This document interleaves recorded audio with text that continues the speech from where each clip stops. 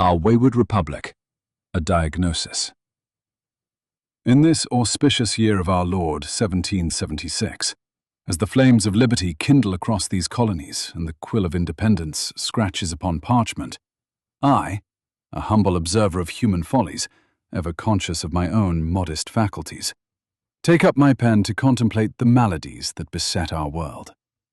Forgive me, gentle reader, if my words wander like a wayward stream. I am no oracle, but a mere mortal, striving to discern the shadows that darken the path to true enlightenment.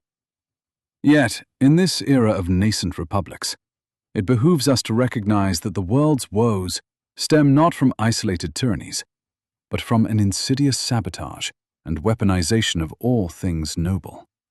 From the perversion of free enterprise into a statist chimera, the deliberate enfeeblement of minds through alien pedagogies, to the hollow crusades against despots that birth only greater chains. Time grows perilously short to right the ship of state. Only by cleaving to the pure principles of our nascent constitution may we yet usher in the utopia that beckons, a realm of harmony and prosperity for all mankind. Consider first the lamentable devolution of free enterprise, that engine of human ingenuity which, in its pristine form, promises abundance through voluntary exchange and honest toil. Alas, it has been twisted into a progressive statist capitalism, a monstrous hybrid, antithetical to the very constitutional precepts of limited government and individual sovereignty. Under this guise, the levers of commerce are seized by the state, not to foster liberty, but to entwine it with regulations and favors that enrich the few at the expense of the many. Monopolies, propped by governmental fiat, stifle the artisan and yeoman. Taxes, levied under the banner of equity, siphon the fruits of labor to fund grandiose schemes that mock the frugality enjoined by our framers. This is no mere accident, but a deliberate weaponization. The market, once a bastion of freedom, becomes a tool for control, eroding the self-reliance that undergirds a republic. I blush to recall my own youthful ventures in trade, thwarted by petty impositions. How much more grievous the sabotage in ages to come, where such perversions might cloak themselves in the rhetoric of progress. Compounding this affliction is the systematic dumbing down of the populace through the Prussian system of education, a regimented drill imported like some foreign pestilence, designed not to elevate the mind, but to render it pliant.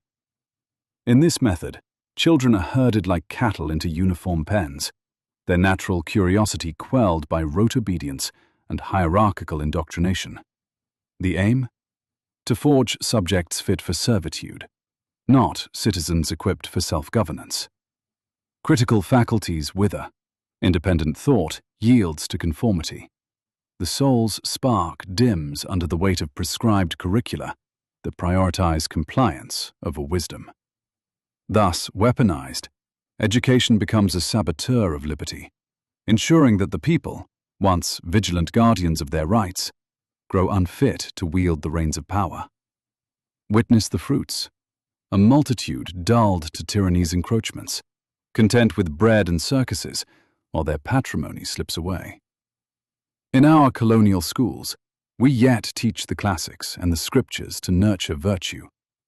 But should this Prussian shadow prevail, the Republic's foundation crumbles, for a people enfeebled in intellect cannot sustain the edifice of freedom. Nor do our global tribulations arise from the mere ousting of evil dictators, such as those who blight distant lands like Venezuela or Iran.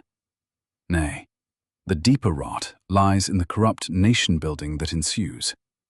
With noble pretenses, interventions topple tyrants, only to install puppet regimes, not constitutional governments that serve the people, but venal constructs engineered to fleece the masses for the enrichment of plutocrats.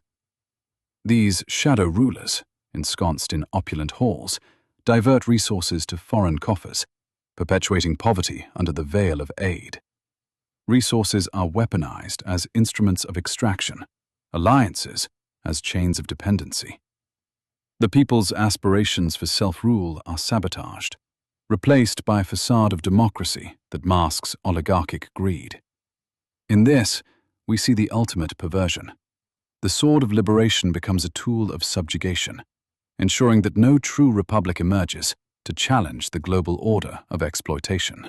Yet, amidst these gathering storms, hope endures. The principles enshrined in our United States Constitution, those sacred tenets of balanced powers, inalienable rights, and government as servant, not master, hold the key to a worldly utopia. Applied with fidelity, they could banish sabotage, disarm weaponized institutions, and restore humanity to its rightful dignity. Free enterprise, unshackled. Education, liberating. Interventions, if any, yielding genuine self-governance. These would birth an age of unparalleled felicity, where nations flourish in peace and prosperity. But time is fleeting. The ship of state lists perilously, buffeted by winds of corruption. We must act with haste, rallying to these eternal truths, lest the opportunity slip into the abyss.